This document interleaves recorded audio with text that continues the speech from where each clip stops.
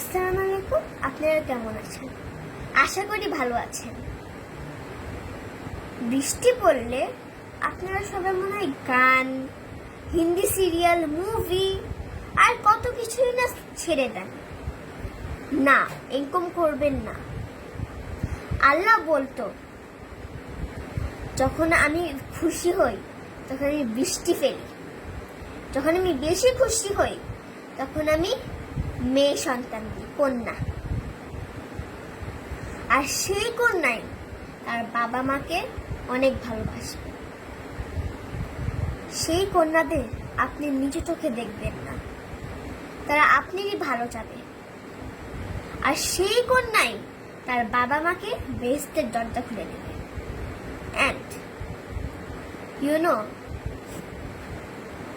Respect women's. মেয়েরাই প্রথমে, মেয়েদেরই বেশি সম্মান হবে।